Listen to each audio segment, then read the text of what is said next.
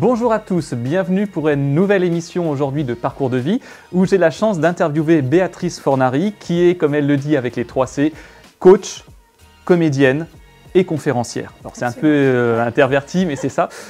Donc aujourd'hui on est en direct différé mais de l'Esquif qui est un théâtre où d'ailleurs tu te produis effectivement à Lyon Croix-Rousse avec toute l'équipe aujourd'hui qui est là pour filmer, donc beaucoup d'anciens élèves et beaucoup aujourd'hui qui sont professionnels. Donc c'est vrai qu'on a mis un bon moment pour tout installer et franchement c'est vraiment formidable, toi qui l'as vu en direct, en plus qui a l'habitude de la scène. Oui. Et c'est agréable d'avoir des personnes professionnelles et d'avoir un boulot de qualité. Non, mais parce que des fois, il n'y a pas ces moyens-là, et puis même des fois, les personnes ne prennent pas les choses autant à cœur. Non, franchement, c'est cool. Parce qu'on se sent important et c'est une marque de considération que moi, j'apprécie beaucoup. Alors, ça tombe bien parce que toi, tu travailles sur l'intelligence émotionnelle. On va y revenir rapidement. Et aujourd'hui, on va revenir à tout ce qui t'a amené à ce que tu fais aujourd'hui, c'est-à-dire la conférence, le coaching en intelligence émotionnelle et même dans les entreprises. Mais auparavant, il va falloir parler de la petite enfance et parler de ce grand moment aussi d'éducation nationale, ce qui m'a beaucoup touché parce que moi-même j'y suis encore et on a quand même beaucoup discuté sur ces différents points. Ouais. Et toi, je t'ai connu parce que je commence souvent les parcours de vie sur la manière dont je t'ai rencontré. Alors toi, je t'ai rencontré par le biais d'une amie qui m'a beaucoup parlé de toi au début parce qu'elle faisait une formation qui s'appelle ADVM et donc elle t'avait vu en conférence justement sur l'intelligence émotionnelle. Ouais. Et après, elle est allée te voir en spectacle justement ici et elle m'a dit c'est formidable, faut que tu vois justement Béatrice Fornari parce qu'elle fait des trucs vraiment extrêmement intelligents sur la conception neuronale et la manière dont on réagit en fait aux sollicitations diverses et variées. Donc au fur et à mesure, je me suis un petit peu intéressé et puis surtout on s'est rencontrés en vrai à Pralognan, il me semble, donc cet été, où moi j'étais venu justement avec une partie de l'équipe pour filmer Paul Pironnet, et puis en vacances aussi, qui s'est transformé en on filme.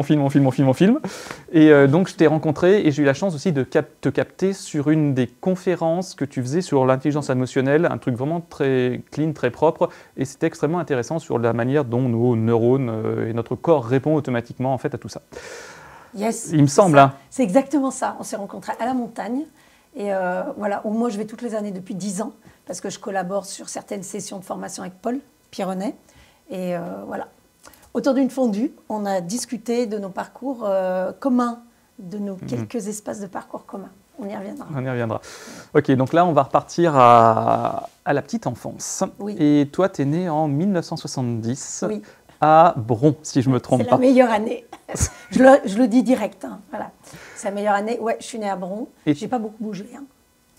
Ça fait Bron-Saint-Priest, mais on y va revenir après. Et toi, tu avais alors le déterminisme, une maman qui était dans l'éducation nationale et institutrice, oui. Ouais, et tu l'as été ultérieurement, et un papa qui est quand même chef d'entreprise, ce qui fait que tu as ce côté entrepreneurial, parce que tu as aussi baigné dedans, il me semble.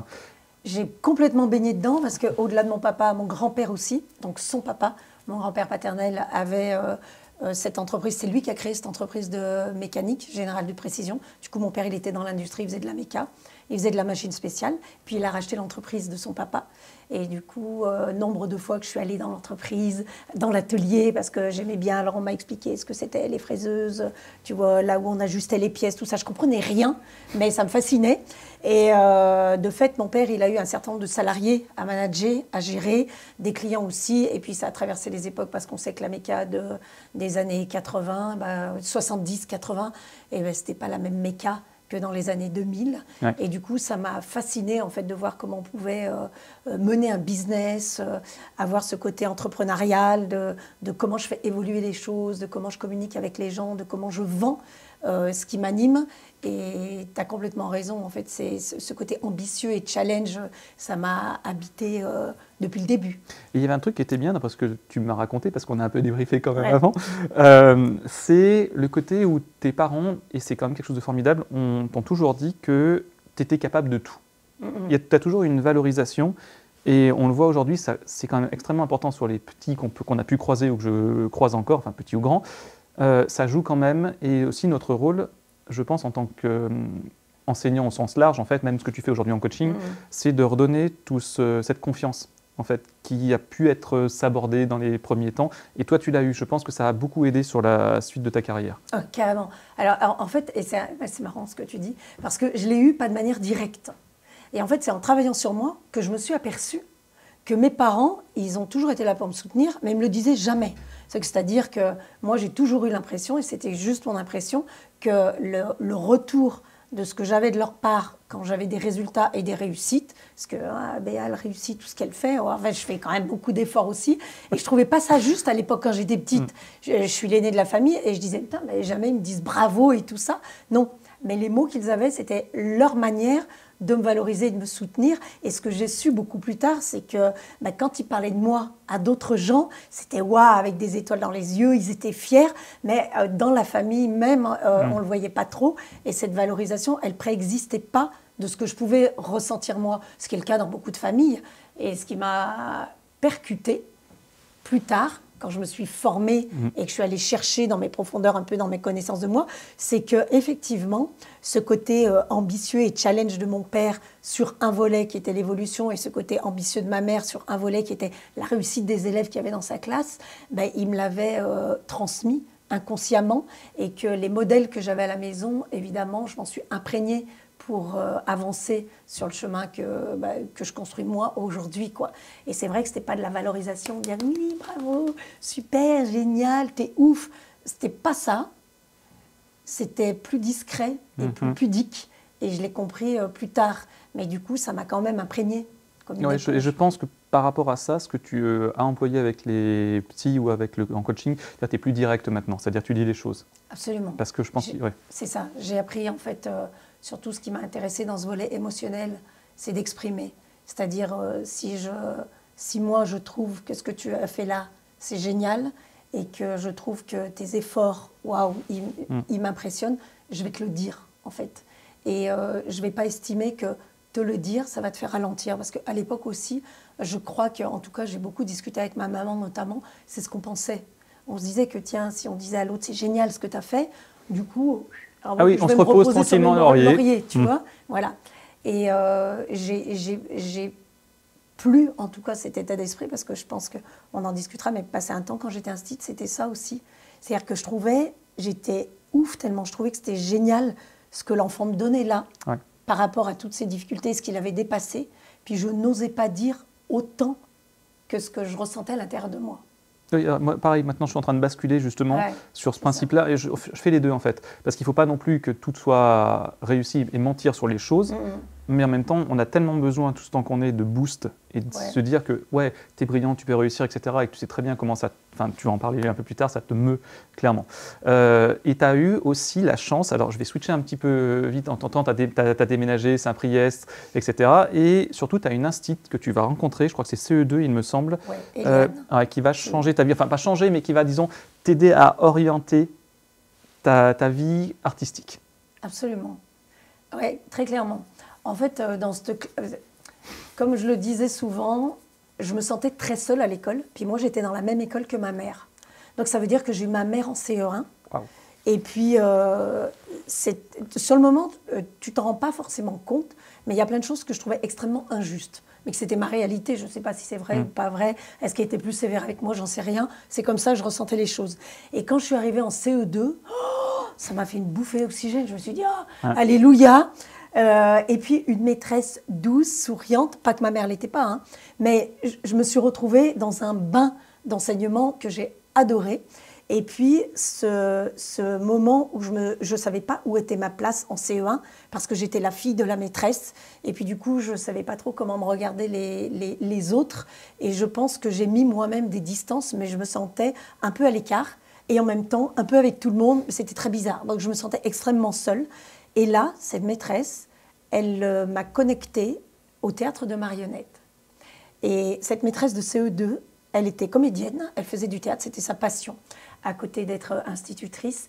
Et donc, elle avait fabriqué un théâtre de marionnettes qu'elle avait installé dans la classe. Et nous, on construisait des marionnettes, après qu'on mettait sur les mains, comme ça, pas des marionnettes avec des ficelles. Et souvent dans la semaine, c'était le moment de détente. On allait avec nos marionnettes, les marionnettes qu'on voulait, et puis on faisait des petits trucs comme ça derrière le théâtre. Et personne ne voulait faire ça, parce que c'était un engagement fort de notre intériorité, raconter des histoires, on avait peur de ne pas faire rire les gens, et puis sur scène, quoi, juger. Oui, juger, mais pourtant on ne voyait pas, tu sais, parce que tu es comme ça. Quand tu fais le théâtre de marionnettes, puis tu es comme ça. Et moi, ça m'éclatait. moi, je kiffais. Donc, dès que je voyais que personne voulait, je disais, moi, je peux. C'est oui, bah, vas-y, Béatrice. Donc, j'y allais et c'était mon moment de bonheur. Et là, j'ai commencé à trouver ma place. En fait, ça m'émeut parce que je m'apercevais que j'arrivais à faire rire les gens et que j'arrivais à connecter les gens à moi, aux histoires que je racontais et donc à eux aussi. Et j'ai commencé là à comprendre la force des liens que tu crées avec les gens et donc à développer cette fibre artistique sans m'en rendre compte vraiment parce qu'après, pendant longtemps, j'ai laissé tomber ça. Mais j'adorais les marionnettes et ça me connectait à un film que mon père adorait et auquel il nous a initiés. Alors maintenant, youpi, c'est pour mes gamins, ça, ils sont tout contents. Ça s'appelle La Mélodie du Bonheur, ce film-là. Oui. C'est avec Judy Garland. Et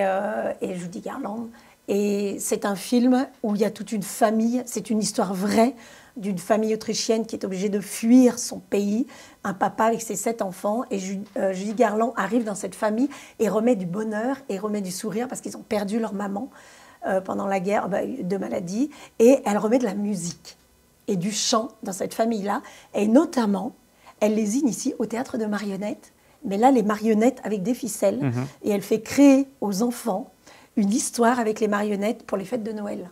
Voilà.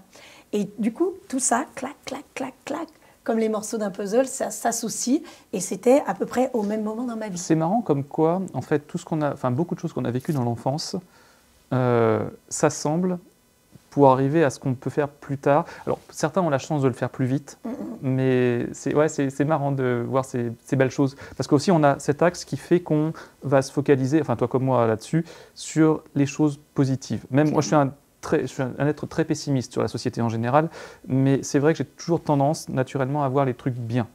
Peut-être par opposé. Ouais. Mais c'est trop cool. Et puis, évidemment, ça te suit. Et puis, du coup, mes enfants aussi, parce que là, maintenant, mon papa est décédé depuis fort longtemps, mais il a réussi à passer 60 ans. Et à leur anniversaire, à mon papa et ma maman, avec tous les petits-enfants, donc nos enfants, ma sœur et tout ça, on a fait un théâtre de marionnettes.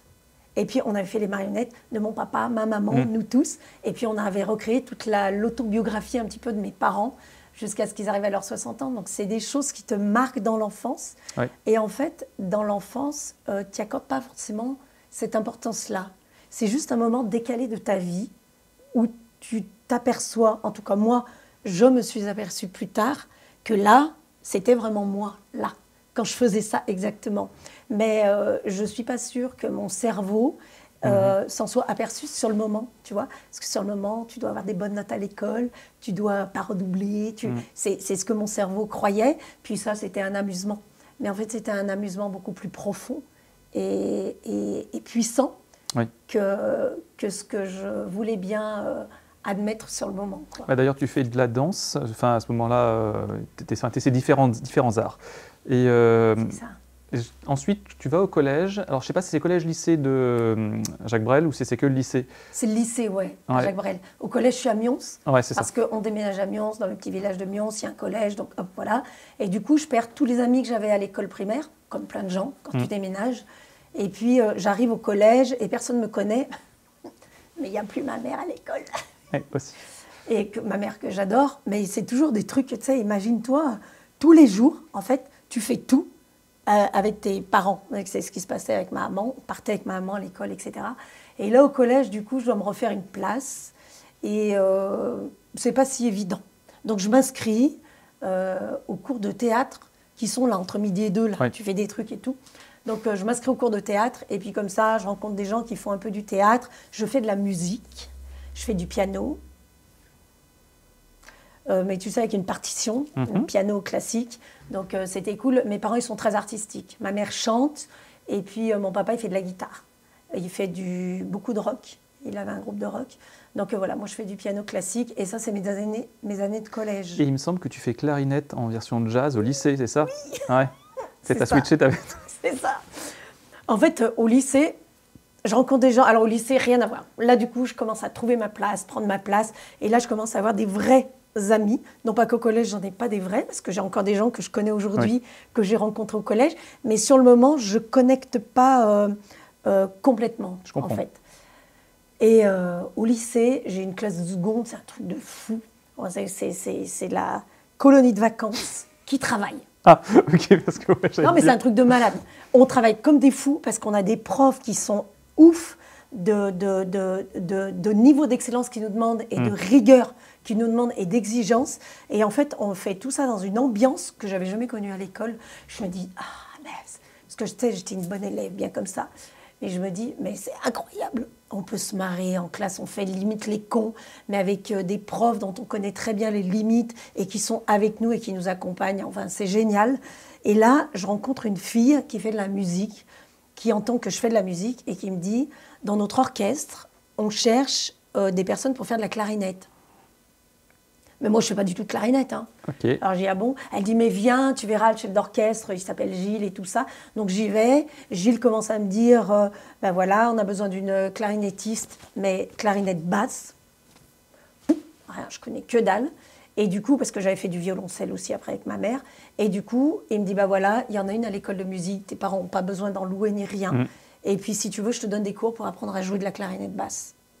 Donc, il me donne des cours. Puis je fais clarinette basse à l'orchestre. Moi, je suis au taquet de ma vie parce que je suis avec tous les mecs à l'orchestre. Parce que la clarinette basse, elle est avec les saxophonistes, les trompettistes, les trombones et tout. Donc, elle est avec les cuivres. Et je suis trop bien. Et là, je passe des années incroyables. On fait les orchestrades de Brive-Charensac. Donc, on fait des festivals. Enfin, c'est énorme. Et puis voilà, je fais rire les gens. Puis ça me fait kiffer. Et encore là, j'ai de la clarinette basse. Personne ne connaît cet instrument que Tex Avery, parce que dans les dessins animés, on les entend bien. Toum, toum, toum, toum, toum, toum. Enfin bon, bref, tout ça, c'est la clarinette basse qui fait. Donc quand tu répètes chez toi, tu ne sers à rien. Puis tu t'aperçois quand tu joues avec l'orchestre. Ensemble, ouais. Où est ta place, en fait? Et que du coup, cette originalité-là, bah, ouais, elle t'appartient. Et tu n'es pas forcément sur le devant de la scène, parce que la clarinette basse, ce n'est pas elle, de prime abord, qui fait des solos. Mais que si tu n'es pas là... Il n'y a pas la saveur, il n'y a pas l'ampleur. Il manque le piment. Et du coup, ça, c'est des années, mes années lycée, elles sont pète sa mère. T'adores dire ça. Oui, j'adore. Donc, alors, on arrive sur un truc qui est quand même fascinant. C'est ce moment où tu arrives en terminale, okay, et qu'il va falloir t'orienter. C'est le grand truc de l'orientation. Ouais. On leur dit, vas-y, depuis la cinquième, il faut penser à l'orientation. Mais tu es en cinquième, mais c'est des années loin. Et tu vas opter pour le tourisme. Il faut que tu m'expliques le truc. T'aimes voyager, c'est ça? T'as envie d'aller voir autre chose? Oui. Non, en fait, moi, j'ai toujours choisi des voies, V-O-I-E-S, dans lesquelles tu foutais rien. Tu vois, c'est ce qu'on me dit aujourd'hui. J'adore raconter ça, parce que du coup, des métiers, tu vois, où tu fais pas grand-chose, où les autres ont l'impression que, tu vois, tu te tournes les pouces et tout ça. Donc, ça me fait rire aujourd'hui quand je vois mon parcours de vie, parce que j'en suis à mon 4e métier, et j'ai fait que des métiers qui, pour les gens, sont des métiers où tu fais rien. Donc, effectivement, moi, je fais B, je ne suis pas allée chercher loin, je m'appelle Béa, je vais faire B, j'adore l'économie, j'adore la sociologie. Donc, je fais un bac B, puis après ça, on me dit, ouais, tu veux t'orienter où? Je suis bon, je ne veux pas faire prof de fac, tout ça. Je dis, et moi, j'adore voyager, j'adore ça. Le multiculturalisme, oui. Voilà, la diversité, je kiffe. Donc, je dis, je vais me lancer dans le tourisme, et puis comme ça, je vais voyager, et puis je vais rencontrer plein de gens, ça va être trop fou. Donc, je ne suis pas prise en BTS tourisme parce que je passe des concours, mais je n'ai pas le niveau en langues étrangères. Du coup, je fais un DUT, tête de con. Ça a été ça a été mon premier truc où j'ai rien fait, technique de commercialisation, okay. TC, tête de con, c'est ce que disaient mes amis. Donc, je vais à Villeurbanne faire mon DUT, ça marche du tonnerre. Là aussi, j'ai des gens dans ma promo qui sont incroyables, des profs qui sont super. Et du coup, là, comme je suis restée sur mon idée de tourisme, je vais passer ensuite un concours d'équivalence pour entrer en licence de tourisme à l'université. Et puis donc, je rentre à l'université, je fais une maîtrise, je fais un DEA de tourisme. Et là, je bosse pour British Airways, je bosse à l'aéroport de Lyon, qui à l'époque, ça ne s'appelait pas Saint-Exupéry, mais Satolas. C'est pour les vieux. Et puis voilà, je voyage un peu à droite à gauche, Londres, tout ça. Bref, je fais des voyages pour apprendre à créer des voyages sur mesure pour les gens. Ça s'appelle forfaitiste. Donc, cette époque-là, elle est géniale. Tu passes 6 ans à faire ça? Oui, à peu près, ouais. C'est ça. Donc, c'est vraiment chouette. Je vois plein de choses. Les avions, j'adore. Rencontrer des gens, comprendre comment ils fonctionnent. C'est ça, tu dois avoir tellement de diversité sur le multi, ça doit être tellement intéressant. Même quand tu comprends rien ce qu'ils disent, en fait. Le corps parle, Oui. en fait. Ouais. Déjà là, mais tu vois, ça je n'avais pas capté non plus. Même si les gens te parlent dans une langue étrangère, et c'est pour ça que je comprends les enfants qui, dans le jardin public ou au club de vacances, rencontrent des petits, ils n'ont pas le langage, ou ils ne parlent pas la même langue, mais ça fait rien. Ils se parlent tellement à chacun dans leur langue. l'essentiel. Ouais. Ce qu'on perd quand on grandit, d'ailleurs, c'est tellement dommage. Ouais. Parce que quand on grandit, on est beaucoup focus sur le verbal et sur le langage verbal. Et du coup, on est attaché à ça et on se dit, je ne comprends pas ce qu'il me raconte. Mais en fait, tu comprends une partie. Bien sûr. Parce que tu as l'intonation, le paraverbal, le rythme de la voix, et puis tu comprends quand même ce que te dit la personne. Donc, j'adore ça, en fait. Rencontrer des personnes qui font des métiers différents, qui vivent dans des endroits différents, qui ont quelque chose à te partager, qui va nourrir une partie de ce qui t'enrichit, tu vois. Je kiffe ça. Ah, mais je sais. Ça. Puis au bout d'un moment, j'arrête. Pourquoi ? Parce que je rencontre un Réunionnais dont je tombe éperdument amoureuse. Enfin, avant, je l'avais rencontré déjà, mais on fait des enfants. Et puis 3. Et puis j'ai 3 enfants en 4 ans. Ouais. Faites pas ça. OK.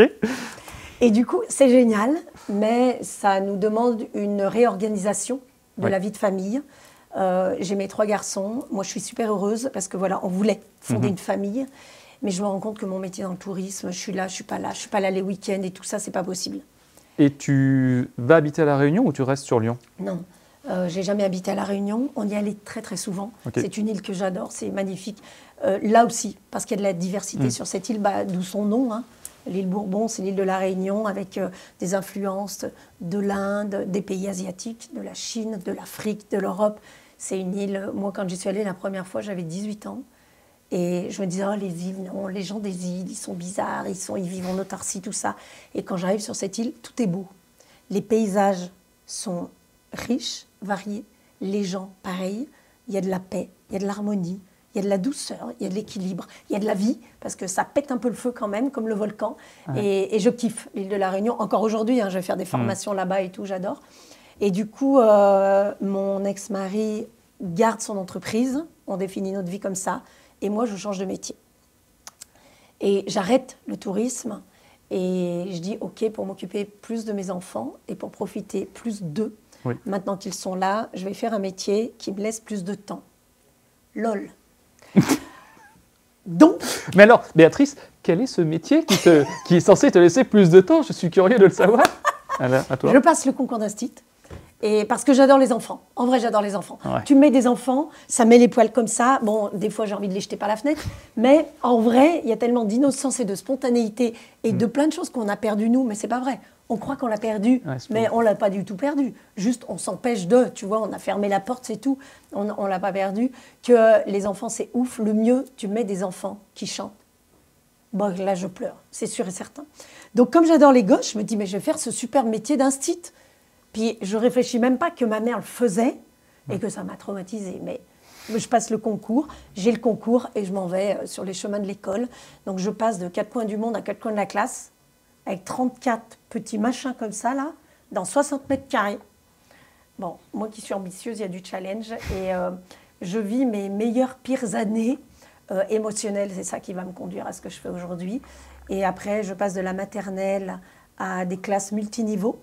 Puis je me rapproche des enfants qui ont des troubles du comportement parce que ça m'interpelle beaucoup et que dans les classes, il y a des individus qui constituent un collectif, comme dans la société, comme dans la famille, comme dans l'entreprise, comme de partout, et qu'on doit gérer le collectif avec des règles édictées par l'Éducation nationale, un programme, un cadre, mais que dans ce collectif-là, il y a des individus. Et que là, par contre, on ne nous a jamais appris à gérer cette hétérogénéité-là. Ouais. Et moi, je n'ai pas appris à gérer celui-là, et puis celui-là, et puis celui-là, d'ailleurs, que je ne comprends pas. Et ça m'emmène dans des travers émotionnels qui me perturbent et qui génèrent énormément de frustration que je ne comprends pas. Parce que tu n'arrives pas à aider, c'est ça. Alors, si, j'arrive très bien, parce que je fais beaucoup d'efforts sur moi. Et en fait, je me suradapte et je surcompense un système que je n'arrive pas à gérer en moi. Du coup, en dehors de ce contexte-là, je suis horrible parce que mon système émotionnel, il est fatigué. Je suis fatiguée. Mm. Je suis au bout du rouleau. Je me trouve mauvais instinct, alors que je ne le suis pas. En vrai, je Ouais. sais à l'intérieur de moi, parce que les parents m'adorent, parce que les enfants m'adorent, parce que j'emmène les enfants loin, Ouais. très loin, dans leur capacité, leur potentiel, mais avec les miens. Les miens, je suis horrible. Je suis horrible. Donc, je suis un peu comme une sorcière, c'est-à-dire que c'est l'ombre et la lumière. Et puis, je les dispute beaucoup, je les engueule sur leurs devoirs, sur leur manière de faire, je ne les valorise pas du tout. Tout ce qu'ils font, je trouve toujours, tac, le truc qui ne va pas, le tube de dentifrice qui n'est pas bouché, les affaires qui ne sont pas rangées. C'est des sportifs, parce que moi j'ai fait du sport de haut niveau, et c'est des sportifs En quoi? en natation. Quand? Ah bah depuis que j'étais petite. Ouais, parce qu'il me manquait ça. Ouais. Depuis que je suis toute petite, je fais de la natation et du tennis. Mais à un moment donné, j'ai fait les championnats de France en natation, je ne sais plus quelle année, 86 ou quelque chose comme ça.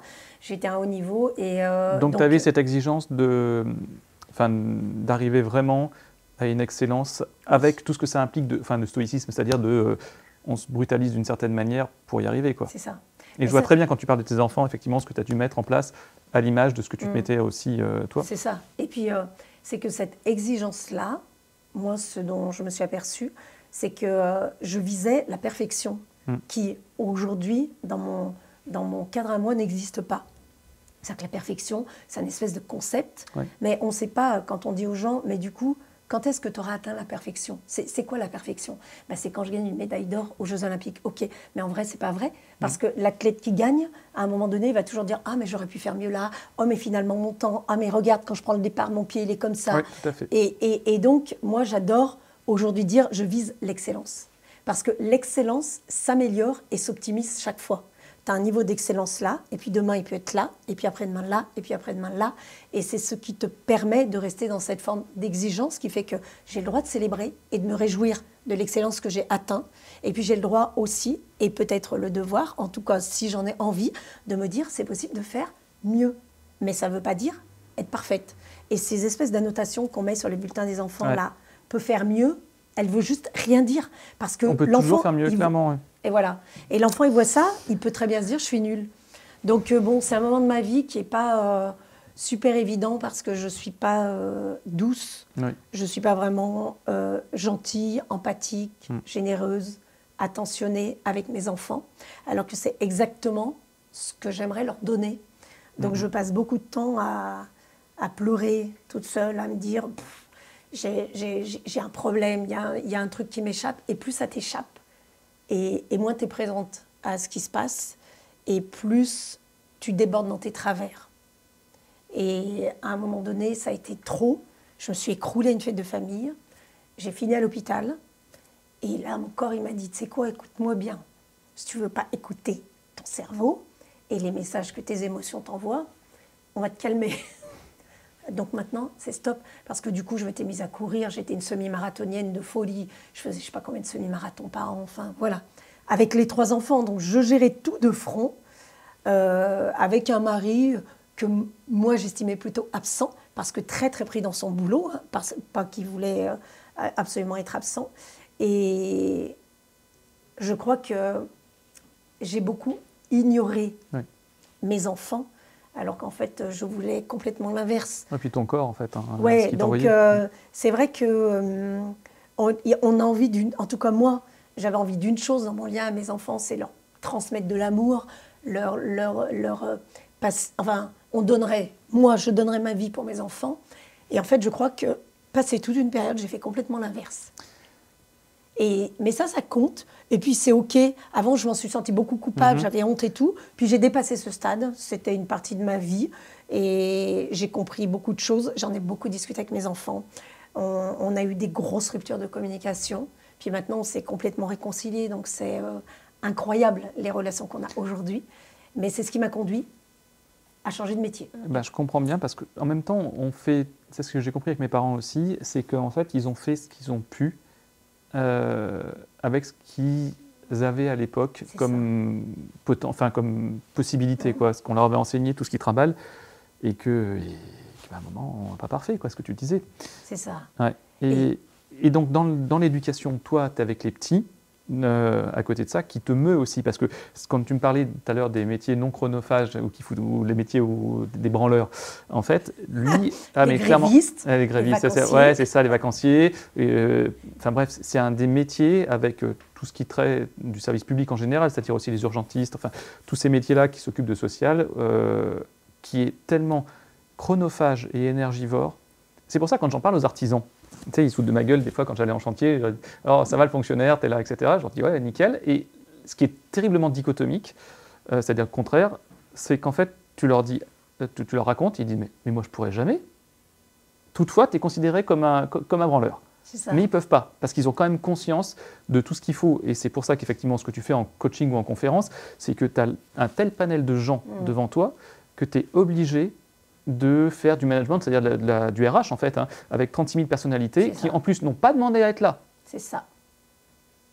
Et que tu dois intéresser en plus, parce que si tu ne les intéresses pas, c'est immédiat, ils décrochent. Et en plus, ils te le font payer parce que 30 ou 34, je veux dire, enfin payer, pas méchamment contre toi, mais c'est parce que s'il n'y a pas un cadre ou un truc comme ça qui ne les intéresse pas, ça trace. C'est ce que j'ai compris. En fait, aujourd'hui, même quand je fais une conférence ou un spectacle ou une formation, la première chose que j'instaure, c'est un rapport de confiance. Et je prends le temps de la connexion pour qu'en fait, les gens se sentent en sécurité affective. C'est que la personne, quand elle se sent bien, même si ça ne l'intéresse pas, elle sait que je ne vais pas venir lui prendre la tête, mais que j'ai des règles et que je lui demande juste une chose, c'est par exemple de respecter, que les autres écoutent, etc. Même des adultes, hein, même des adultes. Et ce que j'ai découvert, c'est que si on instaure une sécurité affective, et c'est les enfants autistes qui m'ont fait comprendre ça très clairement, dès que tu instaures de la sécurité affective, tu instaures un lien qui fait que la personne, même si elle n'est pas intéressée par ce que tu racontes, elle sera intéressée quand même par toi en fait. Ta manière de parler, ce que tu proposes, et qu'en fait, elle est là, et comme elle est bien, affectivement, bien installée dans son petit truc, mais elle est contente de venir. Puis à un moment donné, il y a peut-être une chance qu'elle s'intéresse au contenu de ce que tu lui racontes, même si c'est du latin, du français, de l'histoire géo, ou de l'anglais, ou de je sais pas quoi, qu'elle n'a rien choisi à la faire. Mais du coup, elle se sent considérée, aimée. Voilà. C'est ça. Et ça, pour moi, c'est la chose la plus importante. Et si aujourd'hui, je retournais devant des enfants, mais ce qui m'arrive dans quelques ateliers que je propose avec les familles, c'est que cette sécurité affective, elle laisse de la place à la joie. Mais même une joie très cool, très tranquille, hein, pas la joie, voilà, pas forcément comme ça. Et c'est cette joie qui permet la connexion et qui permet à un moment donné de trouver au fond de toi, tiens, c'est quoi le sens de ça? Tiens, ça c'est intéressant. Tiens, ça me fait plaisir. Et tant que la personne en face de toi, elle n'est pas dans un état de joie, mais qu'elle est en frustration, eh ben, tu vas te battre contre elle parce que le cerveau, ce qu'il adore, c'est la résistance. Et puis quand il y a de la résistance à 2 sur 10, 3 sur 10, si tu ne calmes pas le jeu, ça va faire qu'augmenter. Et c'est exactement ce que je faisais quand j'étais enseignante. Du coup, je trouvais des tas d'astuces, je rigolais, tout ça, nani, nana. Donc je trouvais des astuces, mais qui n'étaient pas vraiment ancrées, en fait, qui n'étaient pas vraiment vraies. C'est de l'empirique et que tu copies-colles d'une certaine manière. Et ils sentent très bien quand tu fais quelque chose qui devient du fond. Ouais, c'est ça. Même quand tu copies-colles, ils sentent la différence. Et du coup, quand j'arrivais chez moi, mes gamins, ils étaient frustrés de ce qu'ils avaient vécu à l'école. Donc, ils étaient un peu dans un bad mood comme ça. Clac, direct, ça me mettait en bad mood parce que ce que je faisais dans ma classe, ça me demandait énormément d'énergie. Ah, mais c'est terrible. Et donc, j'étais en surcompensation totale de mon système énergétique, émotionnel, social, relationnel, tout ce que tu veux. J'avais qu'une envie quand je rentrais, c'est voir personne, qu'on ne me parle pas et tout.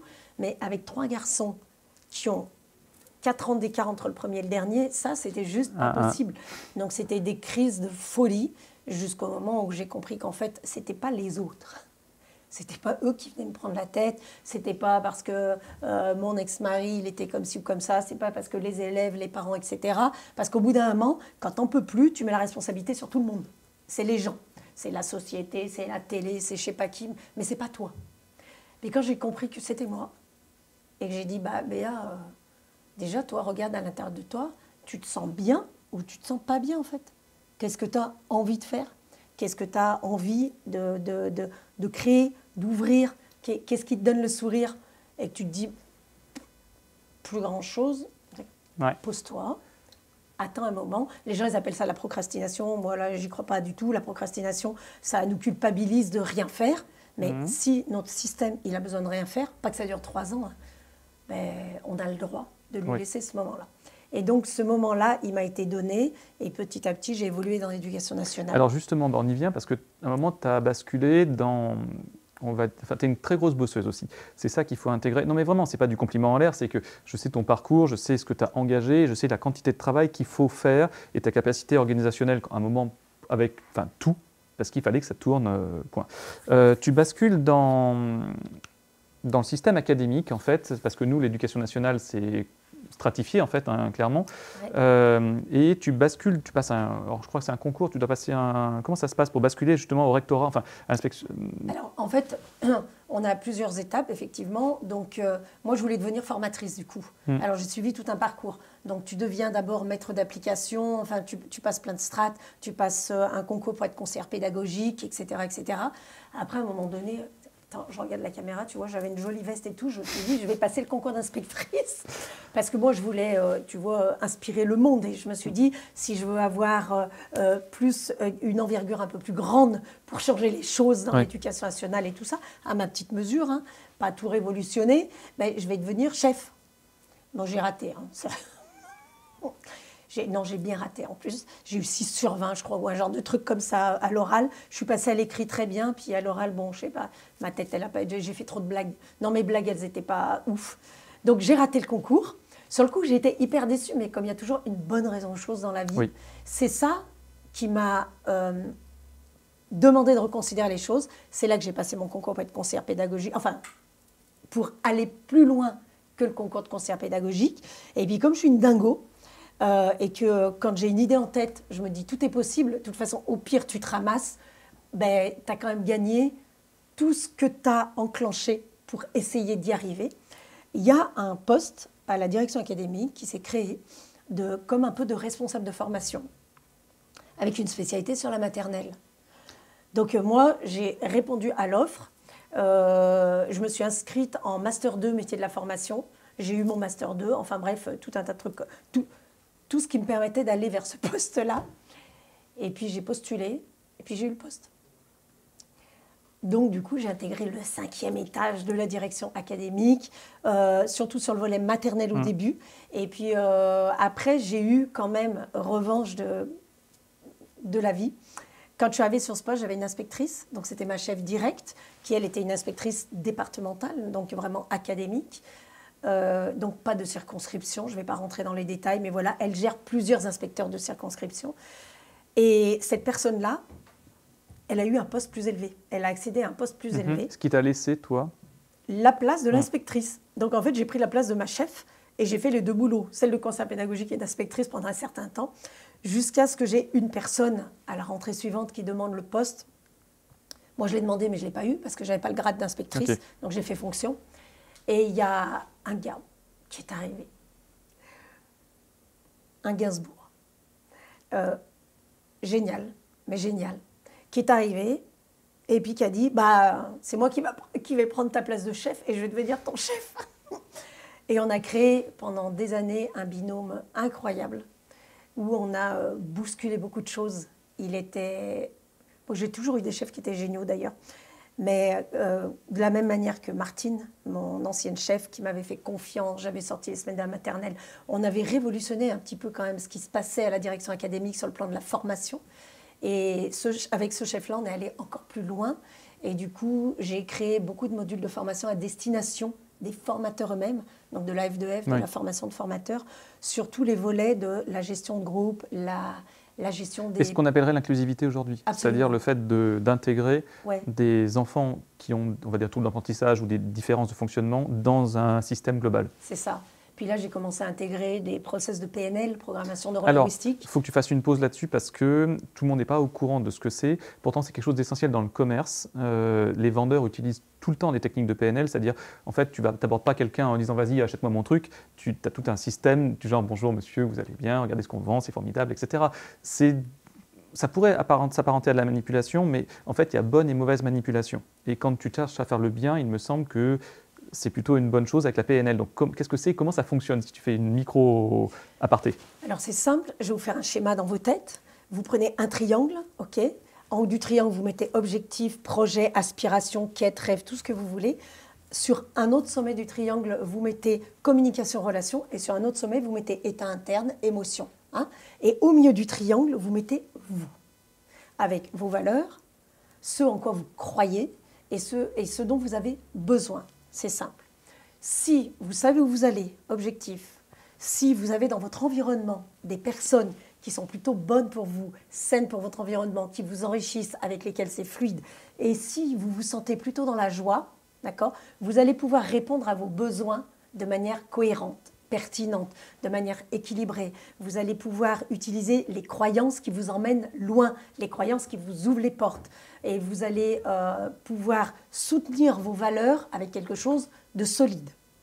Et puis si vous ne savez pas ce que c'est vos besoins, si vous ne connaissez même pas vos valeurs, si vos croyances, elles sont très limitantes, toutes pourries, ça c'est pas possible, ça je pourrai jamais, ça se réalise pas, ça je suis trop nulle pour ça. Donc si c'est très négatif le regard que vous portez sur vous-même, que vous ne savez pas où vous voulez aller, donc il n'y a pas trop d'objectifs, que dans votre entourage, il y a des gens qui vous prennent la tête, c'est les proches et les moins proches, hein, l'environnement, et que émotionnellement, vous êtes au bout de votre vie.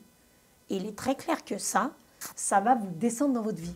Et la PNL, programmation neuro-linguistique, ça nous sert, je ne suis pas allée chez l'orthophoniste, hein, ça nous sert à comprendre, eh bien, qu'est-ce qui nous anime de l'intérieur, qu'est-ce qui a été programmé par lui, par le cerveau, dans différentes formes de langage, le verbal, le non-verbal et le paraverbal, tout ce qu'on a intégré, les mots qu'on utilise pour se parler, pour parler aux autres, pour parler à la vie, les gestes qu'on utilise, les intonations de voix, le rythme, comment parle notre non-verbal. Est-ce qu'on est plutôt comme ça, plus souvent, ou dans l'autre sens? Et la PNL, donc, ça nous aide à se concentrer sur nous pour lire au-dedans de nous et mieux vivre au-devant des autres. Hein, c'est ce que j'aime à dire. Une fois qu'on a ce triangle, on a toute notre vie, on a la PNL. Et ce qui a été conceptualisé dans différents cadres, mais depuis l'Antiquité, tu sais, sur la manière de jouer, parce que c'est du théâtre aussi d'une certaine manière, par les anciens en fait, cette manière de fonctionner qu'on emploie tous empiriquement quand on est petit, tu sais, pour convaincre, etc., l'objectif, c'est hyper important. Ça, c'est quelque chose qui est vraiment formidable chez toi, c'est-à-dire que toi, tu définis ce triangle-là et tu t'en sers aujourd'hui encore en formation et tu as gagné tout ça aussi par le contact avec les élèves. Je crois que vraiment, Clairement. ça a énormément joué. Bah oui, parce que en fait, les élèves, et ce à quoi je ne faisais pas suffisamment attention, c'est ce dont on échangeait tout à l'heure avec ton équipe aussi derrière. D'ailleurs, c'est l'envie, en fait, tu vois, l'envie. Moi, j'ai 3 phrases qui sont extrêmement importantes pour moi. C'est nourrir l'envie, élever le désir et prendre du plaisir. Alors en France, ça peut faire ça peut me faire rire parce que tout de suite, sexuel, le désir, l'envie et tout. Mais en vrai, les enfants en face de toi, ils ont envie. Ils ont envie. Ils ont toujours envie. Parce que quand on arrive sur cette planète, on est calibré en mode joie. Notre cerveau, il est calibré en mode joie. Et c'est pour ça que notre cerveau, il nous prend la tête. C'est que dès qu'on fait un truc qui ne nous met pas en joie, lui, il dit « fais gaffe ». Ça fait 1 fois, fais gaffe, ça fait 10 fois, fais gaffe, ça fait 50 fois. À un moment donné, je vais te casser en 2 parce que tu m'as saoulé. Voilà. Et la frustration, elle est faite pour nous permettre de rebondir plus haut, comme si on est sur un trampoline et puis qu'on va rebondir plus haut. Mais nous, c'est ça qu'on oublie. Et cet état de joie, il se lit dans les enfants qu'on a en face de nous. Donc, ils ont envie. Sauf qu'ils n'ont peut-être pas envie de faire le puzzle de 10 pièces quand tu leur donnes. Voilà. Non, eux, ils ont envie de faire autre chose. Et c'est la force de la pédagogie Montessori. Oui, c'est vrai. En fait, Maria Montessori, elle avait compris ça dans le schéma des enfants. Et c'est pas « fais ce que tu veux, mon petit chéri » et on est laxiste et allez hop, on les laisse faire. C'est pas du tout ça. C'est dire il y a un plan d'action avec différentes étapes qui vont te permettre d'arriver là. Mais ces étapes-là, tu vas apprendre à bien te connaître pour pouvoir les choisir. C'est le principe de la liberté à travers les contraintes. C'est exactement le grand thème philosophique. Et je reviens donc sur la PNL parce qu'aujourd'hui, tout ce qui a été donc la PNL, ça a été justement, ça découle et en même temps, ça ne découle pas que, validé par les recherches scientifiques justement avec toute la cartographie du cerveau. Et d'accord, on découvre encore aujourd'hui sur les liens en fait, avec la myéline, enfin tous les rapports entre neurones, synapses et tout ce qui va avec. Et sur la cartographie, on se rend compte que tel ou tel fonctionnement en fait, donne tel ou tel résultat. Et c'est une validation en fait, scientifique de ce qu'on avait en empirisme. Exactement, c'est ce que j'ai fait dans mon DU de neurosciences, d'ailleurs de neuropsycho. C'est que là, à l'imagerie médicale, aujourd'hui les neurosciences, et c'est encore que les balbutiements, parce que depuis les années 90-95 que Goldman a sorti son bouquin Malové Sayer, ils ont beaucoup travaillé dessus. Voilà, on n'est pas sur des sciences de 100 ans, et pourtant Tesla l'avait compris, Einstein l'avait compris, Antoine de la Garandrie avec les gestes mentaux l'avait compris. Dans les années 80, les intelligences multiples de Gardner aussi, il avait très bien compris de manière empirique que les différentes aires cérébrales de notre cerveau nous servaient toutes, mais qu'on ne les activait pas du tout de la même manière, avec la même intensité, au regard de la manière dont on avait été éduqué, dont on avait construit nos expériences, dont on percevait la réalité. Et aujourd'hui, oui, l'imagerie médicale nous montre, quand on met des électrodes, quelles sont les aires cérébrales qui sont activées chez chacune des personnes, avec par exemple les mêmes images qu'on leur passe devant. Et on se dit, mais c'est ouf, parce que pour une même, a priori, réalité, tu mets 10 personnes, et 10 personnes, quand on leur met des électrodes sur le cerveau, qui fonctionnent différemment. Il va y avoir des rapprochements, des similitudes chez certaines personnes, mais tous nos cerveaux sont uniques en fait. Et c'est ça qui est juste incroyable. Et quand tu comprends ça, tu te dis, Maria Montessori, c'est 1920, elle crée une espèce de pédagogie en autonomie, et c'est ça qui crée la responsabilité. Et aujourd'hui, moi, dans les entreprises, c'est quasiment ce qu'on me demande le plus comme formation. Autonomie et responsabilité du salarié. Mais il n'y a rien, en fait, qui te construit en autonomie et en responsabilité.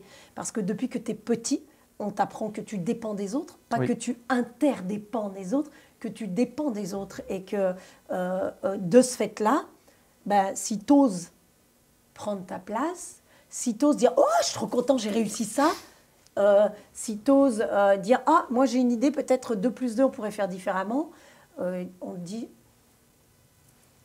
Tais-toi ». Le prétentieux, l'orgueilleux de service, là, le Madame la Reine là, qui veut faire sa princesse, c'est non.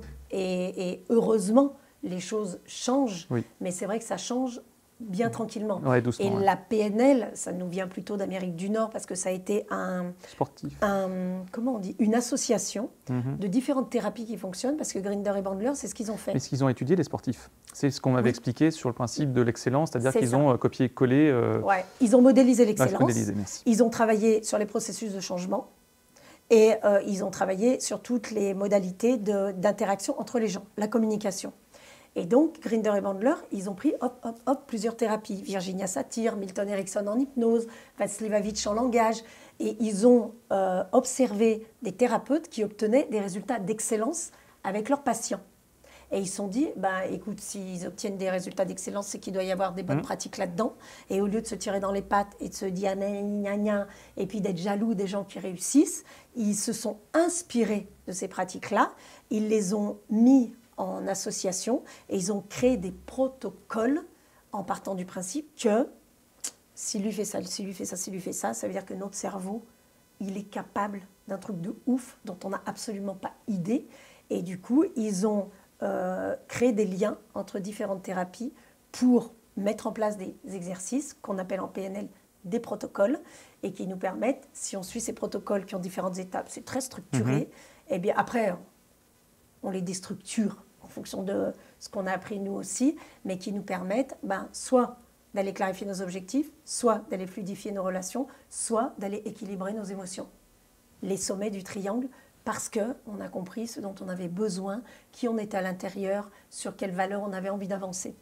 Et ça, tu intègres ça, enfin tu tentes d'intégrer ça dans l'éducation nationale. Oui. Parce que tu me parlais de changement et du genre vas-y, bonjour l'éducation nationale, puisqu'on connaît, c'est formidable d'y travailler parce qu'on est en contact avec les élèves, mais c'est vrai que structurellement, c'est quelque chose qui difficilement...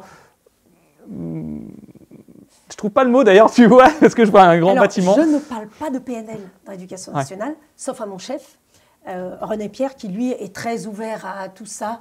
Et voilà, il y a tellement de gens incroyablement puissants et travailleurs est fou dans l'éducation nationale, qui a envie de faire avancer les choses. Donc il était génial, donc lui je lui en parle.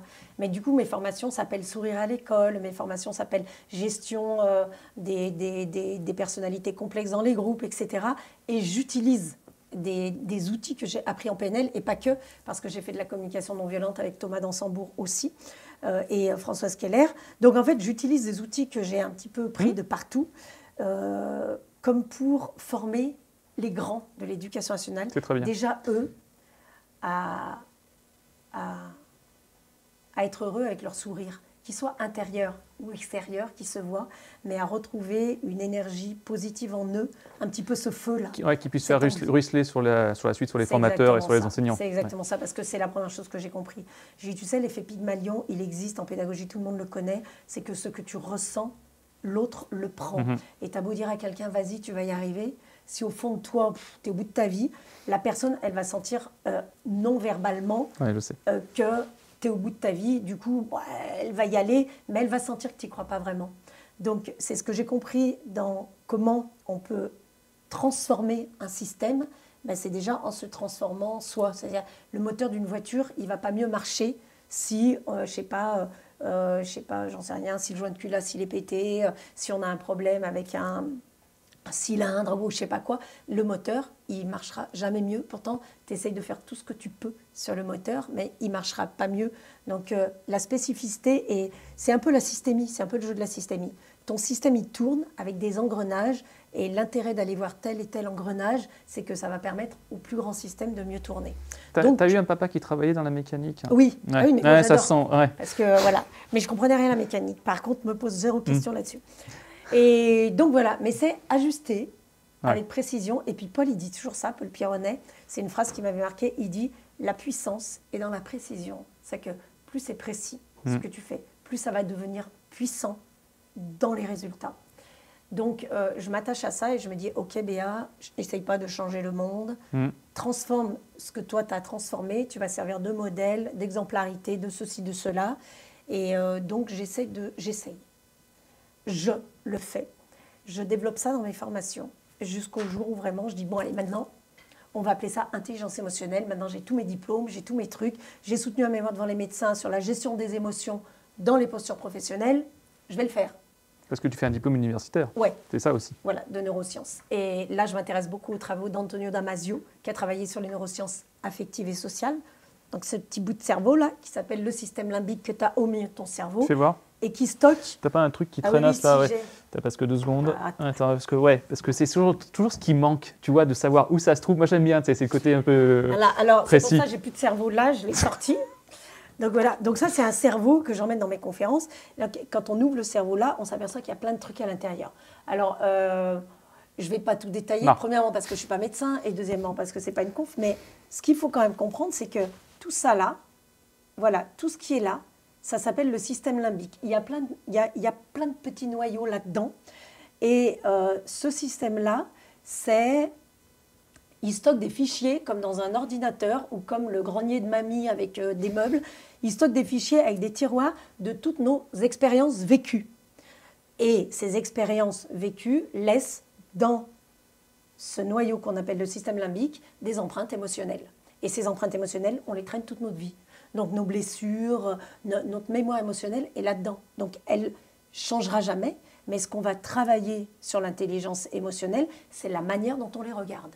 Mais les expériences qu'on a vécues et les empreintes que ça a laissées, par exemple, ça nous a rendu tristes, ça nous a fatigués, ça nous a rendu sereins, ça nous a on s'est senti enjoués, ça on ne le changera pas. En revanche, la manière dont on raconte notre histoire, qui a créé cette empreinte émotionnelle, la manière dont on regarde cette histoire-là, ça peut nous créer tout un tas d'autres émotions à l'intérieur de nous. Et c'est ce qu'on travaille en intelligence émotionnelle. On ne transformera jamais, tu vois, moi, si ma main elle est faite comme ça et que je ne l'aime pas, ou mon oreille comme ça, à part d'aller faire de la chirurgie esthétique, et encore, j'aurai peut-être jamais quelque chose que vraiment j'apprécie. Donc, moi, j'ai fait un DU voilà, qui parlait, en tout cas la deuxième année, je me suis spécialisée là-dedans. Je suis allée un peu plus loin et je me suis intéressée aux neurosciences affectives et sociales. Quand on parle de gestion des émotions, on parle de ce petit truc-là. Et pour gérer, pour agir, on a besoin de celui-là. Donc celui-là, c'est le cortex ou le néocortex, et c'est lui qui nous permet d'agir avec plein d'aires cérébrales différentes, l'aire du langage, l'aire de la compréhension, l'aire sensorimoteur, plein d'aires différentes, mais lui, il travaille sur l'action. Donc, quand on n'arrive pas à faire quelque chose, moi par exemple, quand je n'arrivais pas à mettre en place certaines choses, à me décider à changer de boulot, ou etc., eh bien, c'est parce que mon système émotionnel, il tenait beaucoup de place et que j'avais des croyances qui me disaient « c'est pas possible ». Donc, ça me mettait en frustration. Il étouffait le fait d'agir. Parce qu'on vit tous, en fait. À un moment, on a toujours des peurs ou qui nous bloquent sur certains passages. Et à un moment, toi, ta spécialité maintenant, c'est au travers des conférences, etc., de débloquer, parce que tu es orienté solution quand même, et c'est très bien, ça me parle par rapport à mon fonctionnement, du genre, n'hésitez pas, allez-y. C'est ça. En fait, j'ai appris petit à petit, et c'est la première chose que je partage à tout le monde, c'est j'apprends à dire non pour mieux dire oui. Hein, c'est très juste. J'ai mis des années. Non aux autres pour mieux dire oui à moi. Parce que ce qu'on m'a appris jusqu'à maintenant, c'est à dire oui aux autres. Oui, je prends ce dossier. Oui, je ferai ça. Oui, j'irai chercher tes enfants. Oui, je peux les garder. Oui. Et non à moi. Et si on inverse, donc les gens ils viennent me voir et me disent moi, je ne sais pas dire non. Je dis si, tu sais très bien dire non. Mais tu ne sais pas dire non aux autres. Oui. Et donc, ce système-là, il ne peut s'équilibrer, nos émotions ne peuvent s'équilibrer que si on apprend à dire non aux autres pour mieux se dire oui. Parce que quand on va dire oui à notre cadre à nous, à nos besoins, à nos valeurs, au bout d'un moment, ça va transformer le petit non qu'on a dit aux autres en disant « ça y est, je suis prête. Là, oui, aujourd'hui, je peux garder ton gamin. Et en plus, je vais bien le garder. Je ne vais pas le garder pour te faire plaisir. Mais on va faire un gâteau, on va faire des gommettes. Ça va être vraiment cool. » Ce qui me fait penser que tout ce travail-là d'études que tu as fait, enfin le travail que tu as fait, ça t'a servi à toi dans ta construction psychique. Ce qui fait qu'aujourd'hui, justement, parce que tu as fait tout ce travail sur toi-même, tu peux le partager à autrui. Ce qui est hyper intéressant. Et donc, justement, tu en viens à ce moment où, dans l'éducation, tu te dis, génial, en tant que formation, donc tu proposes ces formations-là, sauf qu'à un moment, ça ne te satisfait pas parce que tu vois la limite tu parlais de problèmes systémiques, mais en fait, c'est ça, tu vois la limite du système parce que engager des choses comme ça, il faut un assentiment, c'est-à-dire une volonté des différentes personnes, et parfois, ça ne suit pas. Oui, et que tu as besoin, toi, d'avoir cette liberté de création vraiment viscérale en toi, hein, et vient le moment où tu te dis, il va falloir que je trouve d'autres voies. C'est clair, et puis c'est pour ça aussi que je comprends aujourd'hui quand je coach des managers, des DG, des directeurs de business unit, des chefs d'entreprise qui ont leur business à eux, c'est qu'ils ont besoin de manager des hommes, manager des projets, manager de l'argent, manager une vision. Ils n'ont pas que besoin de manager des hommes. Ils ont besoin de manager tout un tas d'autres choses et de se manager eux.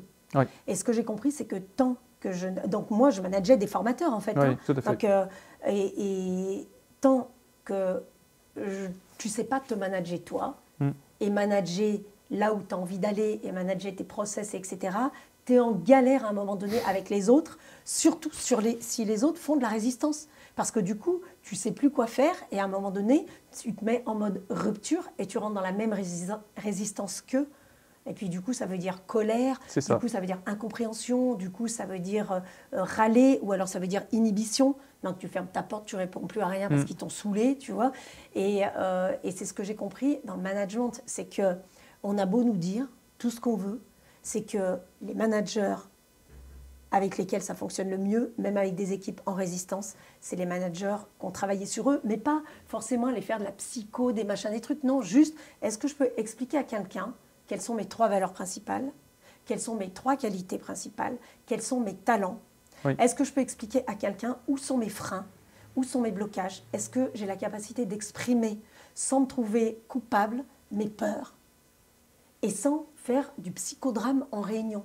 Est-ce que j'ai le droit de dire à mon équipe en tant que manager, voilà les nouvelles directives des N+2 et donc des actionnaires, et voilà ce que moi, eh bien, je suis en doute là-dessus, je ne sais pas comment faire, là-dessus j'ai une crainte, mais je sais que nous en équipe, on va trouver des solutions, parce qu'on est ensemble. Mais j'ai le droit de vous dire que je ne suis pas forcément d'accord à 200%, ou je ne suis pas forcément claire sur la vision à 200%, avec ce qui m'a été dit. En revanche, je vous sécurise. Je suis là et je sais qu'on va trouver des solutions. Mais je sais aussi qu'on va trouver des solutions en équipe, parce que ce sujet-là, particulièrement, j'ai besoin de vos compétences. C'est très bien. Et ça, on n'ose jamais l'exprimer parce qu'on se dit oui, on va c'est-à-dire montrer une forme de vulnérabilité, ça va être tout pourri, on va se faire écraser, on va se faire attaquer. Surtout, on n'a jamais appris à bosser en équipe, hein, parce que là, on le fait, donc aujourd'hui, là, comme ils sont en train de bosser, et ou comme certains enseignants le tentent en équipe, mais c'est complexe d'arriver à cadrer tout ce petit monde, parce que tout le monde pense à sa pomme, et que ce cadre dont on parlait précédemment, c'est hyper important. Et le travail en équipe, on le fait très peu dans notre système scolaire, en tout cas classique. On tente par des groupes, etc., mais ça reste des tentatives. Ce n'est pas globalisé en tout cas, et ça demande un changement systémique là aussi doux, enfin avec le temps, parce que c'est difficile. Et donc toi, dans ce changement systémique, enfin de changement personnel, mais de système, de ton système, tu décides un jour de basculer. Et ouais, parce que pour ces raisons-là, parce qu'en fait je m'aperçois que si tu veux bien travailler en équipe, même sans forcément être d'accord sur tous les sujets, et sans avoir ni les mêmes compétences, ni les mêmes talents, ni les mêmes manières de fonctionner, tu peux le faire seulement si tu sais prendre ta place. Et si tu ne sais pas prendre ta place, le travail d'équipe, il va foirer. Et c'est ça qu'on nous a appris. On ne nous a jamais appris à prendre notre place dans un système. Le premier système dans lequel on vit, c'est notre famille, ou en tout cas le système dans lequel on évolue. Peut-être pas une famille, peut-être une famille d'accueil ou un autre établissement. Mais là, on ne nous apprend pas à prendre notre place. On nous donne une place de fait. Oui. T'es l'aîné, t'es le second, t'es le dernier, t'es la première fille de la famille, t'es la première cousine, t'es le portrait craché de ta mère, t'es ceci, t'es cela. Et en fait, on nous donne une place. Mais nous, on ne l'apprend pas. Et cette espèce de fonctionnement, eh bien, il fonctionne en miroir dans les autres environnements dans lesquels on va évoluer. Et à un moment donné, dans l'éducation nationale, c'est ce que je ne comprends pas de suite dans ce travail d'équipe. Mais N+1, N+2, le directeur académique, la rectrice, tout le monde est engagé dans ce que j'ai envie de construire. Oui. Tout le monde est volontaire, tout le monde est motivé, tout le monde en comprend les conséquences possibles et tout ce que ça peut tirer de positif pour l'académie. Et plus haut, on me refuse en fait l'émergence et la mise en place de ce que je propose. Donc là, c'est un peu trop pour moi et pour mon ambition que je vois freiner laborieusement. Et du coup, je dis à mon chef et au directeur académique que je vais partir et je vais démissionner. Parce que, en fait, comme dans n'importe quelle entreprise privée, quand tu t'y retrouves plus, tu te dis, c'est bon, mon chemin maintenant, il est arrivé au bout. Peut-être pas au bout de ce que je pouvais faire, mais en tout cas de ce que je suis capable, moi, d'accepter et de vivre. Et j'ai envie de changer. Donc, si j'en ai la possibilité, je le fais. Du coup, je mets quelques années et puis je me mets focus, je me fais accompagner par un coach et pour valider là où j'ai envie d'aller vraiment, ma ligne d'arrivée, parce que du coup, je connais ma ligne de départ, mais pas forcément ma ligne d'arrivée. Et je construis mon projet entrepreneurial et c'est comme ça petit à petit que je me lance. Ça met longtemps. Entre le moment où je décide de le faire et le moment où je le fais vraiment, il se passe 4 ans. Ok, donc là, on est arrivé sur les années 2015-2016. Voilà, à peu près. Et puis jusqu'au moment où je lâche complètement Éducation nationale. Et là, je suis vraiment auto-entrepreneur. Aujourd'hui, on dit solo-entrepreneur. Et je lance mon business. Je reste dans le monde de la formation. C'est ce que je connais le mieux. Et j'investis financièrement et en énergie et en temps dans une école de coaching. Okay. Voilà, et celle de Lionel Calderini. Et je deviens coach. Je suis maître praticienne en PNL. Donc là, je travaille sur la posture.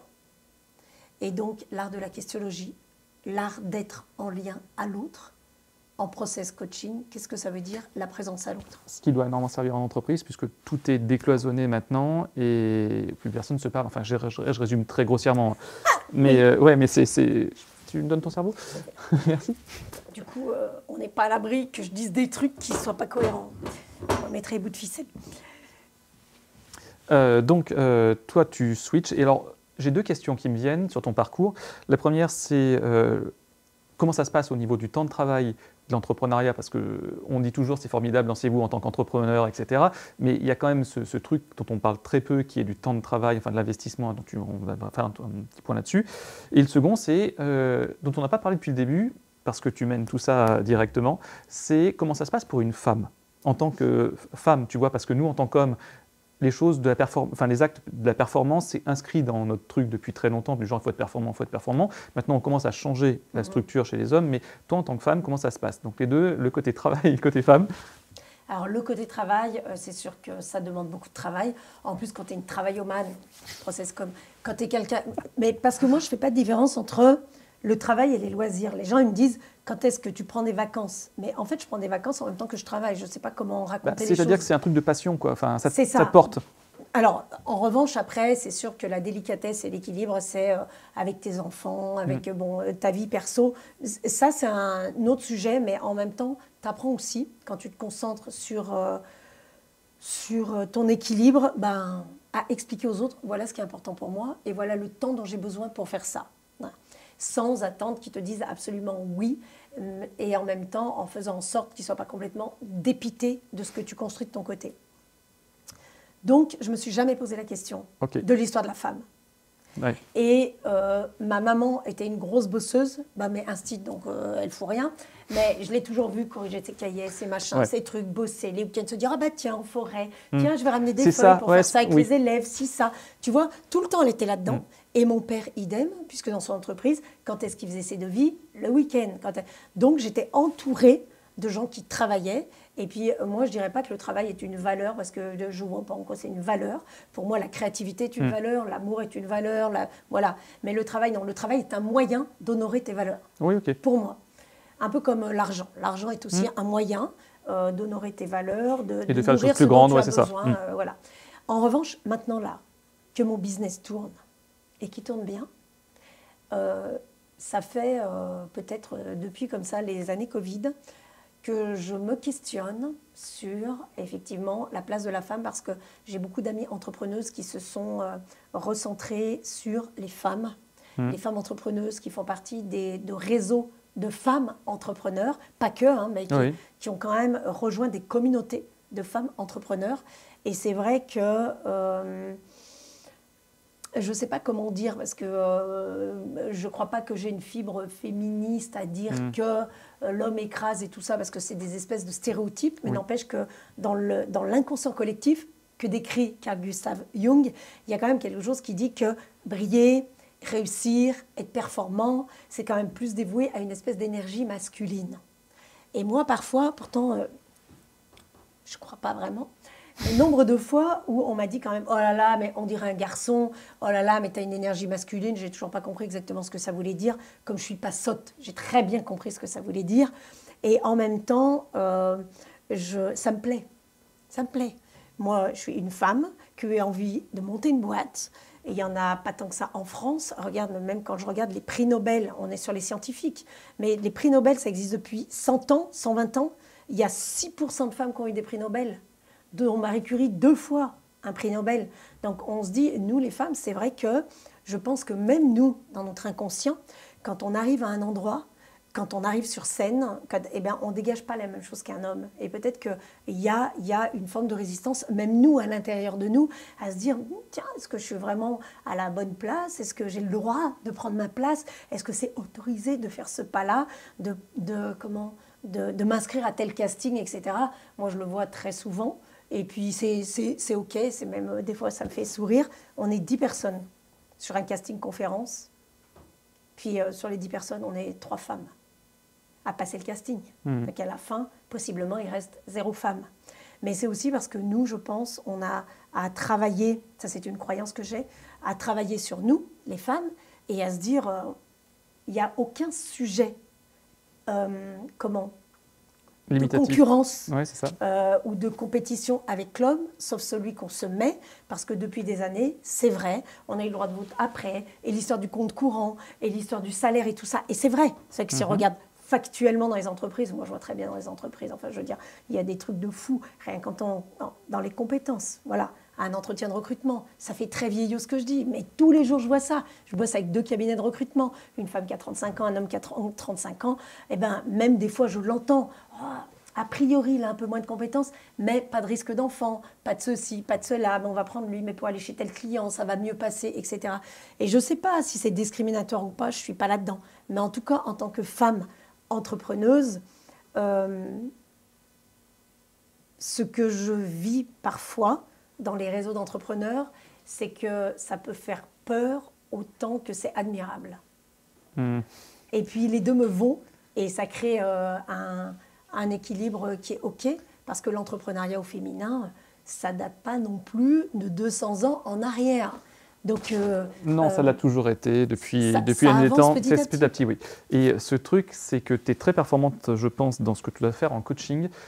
Parce que là, on va encore revenir aux élèves, mais parce que tu as aussi tout un background qui est familial, qui fait que le management, c'est-à-dire des élèves, enfin, qui restent des êtres humains, en fait, hein, c'est bon, tu maîtrises. Donc c'est vrai que ton approche, en plus avec tout le travail que tu as fait sur l'intelligence émotionnelle, te permet en entreprise de cibler et de faire des formations justement pour aider les gens à communiquer et à être plus productif. Je ne voudrais pas rentrer dans quelque chose de capitaliste dans l'idée, mais plus productif, ou moins plus aligné, on va dire, avec eux-mêmes.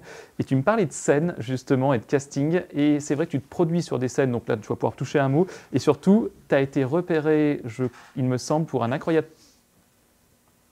Nous ne dirons rien. Voilà. Mais en tout cas, c'est incroyable. Oui. Et oui. Je suis en train de mettre en place En tout cas, j'ai créé un concept qui est très particulier pour mettre en lien plusieurs de mes compétences, parce que je suis prof d'improvisation théâtrale, à côté de cette petite grande entreprise sur laquelle j'avance. Mais tu sais que dans l'entreprise, j'ai les élèves que j'avais en classe. Tu vois, et c'est qu'aujourd'hui, des fois, quand je coach des personnes, c'est des fois, ça peut être des élèves qui étaient dans les écoles. En tout cas, la mécanique humaine est universelle, et notamment la mécanique émotionnelle, et c'est ça qui est fascinant. Donc, je suis toujours en train de trouver des astuces, de chercher des astuces, et la créativité, c'est une de mes grandes forces, pour faire en sorte que les personnes, elles se disent « Ah, les émotions, c'est trop cool. Ah, c'est trop bien. J'adore mes émotions. » Même quand elles me paraissent toutes pourries. Et donc, j'ai créé un concept qui mêle l'improvisation théâtrale et la conférence, où j'interagis avec le public et je pars de leurs histoires à eux et de ce qu'ils ont vécu émotionnellement pour jouer des sketchs et faire comprendre avec le cerveau ce qui se passe en fait neurologiquement quand à ce moment-là, on se met en colère, quand à ce moment-là, on pleure de joie, quand à ce moment-là, on est ému vers quelque chose qui nous renverse et qui nous angoisse, qui nous stresse négativement, ou à l'inverse, qui fait que, waouh, ouf, enfin, on se sent tellement détendu. Et ce concept-là, il est en train de marcher très fort et de toucher des gens à plein niveau, donc le public qui vient me voir, mais je le joue dans de nombreux cafés-théâtres en France. Donc là, pour l'instant, j'ai fait Toulouse, j'ai fait Paris, j'ai fait Lyon. La semaine prochaine, je fais Annecy, je vais faire Fréjus, je fais Bordeaux. Donc ça commence à se répandre très largement, exactement à la hauteur de ce que j'ambitionne. Et comme j'ambitionne loin, j'approche aujourd'hui des histoires de prod et de comment on pourrait dire ça, d'impact qui pourrait aller toucher le rêve que j'ai. Moi, je suis un peu comme les Miss France. Quand on me demande c'est quoi ton rêve, je dis c'est la paix dans le monde. Alors la paix dans le monde, ça veut dire la paix intérieure. Ça commence par là. Et la paix intérieure, ça veut dire what the fuck, la vie, elle n'est pas si longue que ça. Elle est méchamment courte. Ouais. Et si tu passes ta vie à faire la gueule, il faut que ce soit un vrai choix. Tu vois, il ne faut pas que ce soit subi par l'environnement. Il faut que tu te dises, écoute, c'est mon choix. Alors c'est la merde dans la société, c'est le bazar, c'est l'angoisse. Et je choisis de prendre ça et de vivre ça à l'intérieur de moi. C'est mon choix. Mais pas après que je dise oui, c'est de la faute A, c'est parce que BFM ils font ci, c'est parce que l'autre il fait ça, c'est parce qu'il y a trop de gens qui sont pessimistes et tout. Non, tu as le choix à l'intérieur de toi de te dire je me mets en mode joie, je n'élimine pas les problèmes, je les vois et je me dis ok, il y a ça qui ne va pas, qu'est-ce que j'en fais? C'est quoi mes moyens? Qu'est-ce que je choisis de mettre en place? Parce que aller encore plus là-dedans, c'est pas ce qui m'intéresse. Et du coup, ça change tout à ta perception du monde. Ah bah totalement. Et le fait d'être en joie ou de voir les côtés positifs, c'est hyper important. Voilà. Et c'est ce qui me plaît, c'est que les gens ressortent de mes spectacles, de mes conférences ou de ma conférence spectacle qui s'appelle Smile à Pile, avec des étoiles dans les yeux, qui fait qu'ils ne voient plus du tout la vie pareille. Peut-être ils ne la voient pas encore en mode joie, mais ils se disent « j'avais jamais vu les trucs comme ça ». Et donc là, effectivement... je sens que 2024 va être une incroyable année parce que je commence à toucher des médias et ce qui était mon enjeu. Alors on va voir jusqu'où ça va. mais à l'intérieur de moi, je sens que ça va aller très loin. Parce que c'est le sujet, oui, peut-être de briller. Mais tu veux transmettre au-delà de ça. Tu as oui, vraiment un message d'amour qui est hyper important. Et puis, il y a une phrase qui dit ce qui nous fait le plus peur en réalité, ce n'est pas notre obscurité, c'est notre lumière. Et c'est très égoïste de s'empêcher de briller, de peur d'être plus grand que les autres. Et c'est très égoïste de se faire plus petit qu'on est, par peur d'écraser les autres, parce que ça, c'est ce qu'on nous a appris. C'est dans Coach Carter, ce sujet-là. Il dit, tu sais, on est tous conçus pour briller comme les enfants. Un enfant, tu sais, il réussit un truc d'un cours de récré, il fait « Ouais, c'est moi le champion, ouais !» Voilà. Nous, on lui dit « Ouais, oui. » Quand ils sont petits, on les encourage, on fait « Oui, c'est toi, bravo !» Puis et à un moment, ça bascule. À avoir 6-7 ans, on dit « Parce que pourquoi ? Parce qu'après, les voisins disent « Ah, bah dis donc, le petit Louis, il y va, il est orgueilleux, hein, comme sa mère. » Bon, et Louis, c'est mon petit-fils.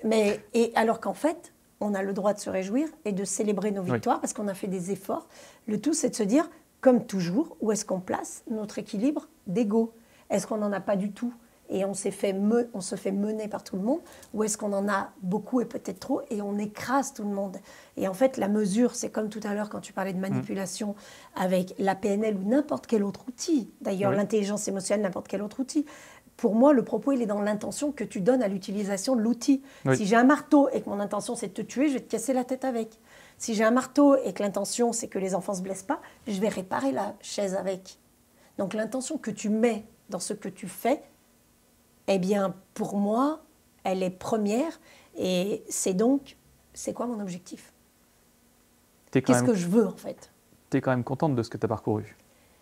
Si tu fais c'est énorme ce que j'ai parcouru. Ouais, c'est ça, on est d'accord. Si tu fais un léger retour sur le panel intégral. Je suis fière de ce que j'ai parcouru. Clairement. J'ai écrit un bouquin qui s'appelle « L'alchimie d'un rêve » et qui explique aux gens comment, en fait, si tu as un rêve, puis tu peux ne pas avoir envie de le réaliser, mais si un jour tu te poses juste cette question-là, pourquoi pas ? Dis-toi qu'en fait, tu as tous les talents et le potentiel en toi pour y aller. Tu n'as peut-être pas tout maintenant, parce que comme disait Sir Hurleyf, disait, si un rêve ne te fait pas assez peur, c'est qu'il n'est pas assez grand. Et puis, si tu as aujourd'hui toutes les capacités et les compétences de réaliser ton rêve, c'est qu'il n'est pas assez puissant pour toi. Donc, quand on a un rêve ou quelque chose qu'on a envie de réaliser, c'est normal qu'on ait peur et qu'on se sente incapable de le réaliser parce qu'on n'a pas tout ce qu'il nous faut. D'abord, il va falloir qu'on s'entoure parce qu'on ne peut pas réussir tout seul. Et puis, il va falloir qu'on se forme, qu'on apprenne peut-être des choses, qu'on s'entraîne, qu'on se fasse coacher. Moi, les jeux de scène, mais je passe des heures à m'entraîner, à refaire les mêmes mouvements 1 fois, 2 fois, 3 fois. Et parce que ce sont les efforts et les rituels et les petites habitudes qui vont au bout du bout nous permettre de réussir quelque chose de plus grand. Et que là, les gens vont me dire « Putain, t'as de la chance, toi. Toi, c'est facile d'aller faire le saltimbanque sur la scène. » Ben, viens aussi. Et donc, oui, je suis fière de ce que j'ai parcouru, du courage que j'ai eu. Dans courage, il y a cœur, il y a charisme. Et ce que j'aimerais, c'est inspirer toutes les personnes qui ont une petite graine en elles et qu'elles n'osent pas l'arroser, en fait, de peur que la graine pousse et puis que du coup, ça fasse de l'ombre aux autres. Non. Si moi, je brille et si j'ai de la lumière, ben, ça va faire briller les autres, en fait. C'est-à-dire que tous les gens qui sont capables d'accueillir cette lumière parce qu'ils ont les fenêtres ouvertes, les portes ouvertes, ils vont se mettre à briller et puis après, ça va faire effet boule de neige. Et c'est ça qui est génial dans le fait d'évoluer et de grandir. C'est qu'en fait, on devient une source d'inspiration et toujours avoir des mentors, des sources d'inspiration. Dans mes formations, je dis aux gens, c'est quoi tes héros ? C'est qui tes héros ? Quand tu étais petit, tu avais qui comme héros ? Les gens me disent, jamais réfléchi à cette question. Moi, j'avais des héros. J'avais pas de héros quand j'étais petit. Mais je dis, ça peut être des gens de ta famille, ça peut être des gens fictifs, hein. Ça peut être des personnages, un Tom Sawyer ou je sais pas qui. Ça peut être des personnes que tu n'as jamais vues, un Barack Obama, je sais pas, un Sean Connery, je kiffe Sean Connery. Enfin bon, bref, des personnes que tu admires, puis même peut-être tu les admires pour des trucs qu'ils n'ont jamais fait. on s'en fiche en fait. Parce que ce qui compte, c'est que si à un moment donné, tu te sens connecté à ces gens-là, c'est qu'il y a un effet miroir qui se joue et c'est que tu viens peut-être de connecter quelque chose que tu n'oses pas regarder en toi ou que tu n'as peut-être jamais vu en toi, mais qui a une espèce de couleur particulière. Ouais, et c'est là notre rôle aussi. Je digresse un peu. Quand on voit, je pense à l'équipe, mais je pense à plein d'autres, quand on voit ces compétences qui apparaissent en eux et de pouvoir les guider sur cet aboutissement. C'est ça. Donc on va clore, et je vais te faire un câlin parce que c'est très beau ce que tu as remercié, ce que tu as dit, et je te remercie justement dans toute cette histoire-là, effectivement. Merci Béa. Merci. Viens faire des câlins. C'était top. Merci pour Surtout, cette interview. Vous bougez pas. Et alors moi, je voudrais dire Portable. juste 3 mots. Attends, juste portable, s'il te plaît. 3 mots Ouais, pour parce finir. que j'ai besoin de filmer l'équipe qui tourne là. Alors, moi, je voudrais juste... Non, attends, après, j'ai une dernière captation à faire aussi avec elle.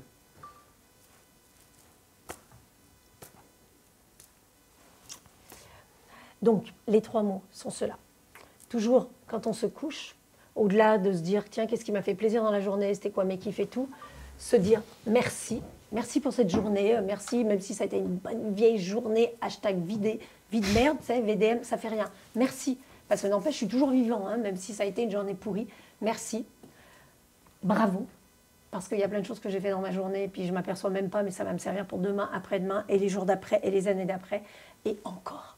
Parce que demain matin, je vais me lever, je vais être en train de respirer, et il y a plein de gens qui ne respirent plus, et qui ne sont pas dans la même forme et la même santé. Donc, merci, bravo, encore, c'est tout ce que je vous souhaite. Et merci, Olivier, pour ce parcours de vie que tu m'as proposé de délivrer, de partager. Bravo à toi pour aussi ton parcours, ce que tu mets en place, la manière dont tu crois aux choses, ta foi, dans les gens, dans ce que tu construis, dans la manière dont ça peut impacter. Et je ne le dis pas pour faire plaisir. Et encore, vas-y, encore, mais encore plus loin que certainement ce que tu vis aujourd'hui. Ouais. Merci à toute cette fabuleuse équipe de jeunes qui sont les mentors, les puissants, les gens qui vont impacter le monde de demain. Bravo à vous, bravo. Faut toujours applaudir. Clairement, ouais.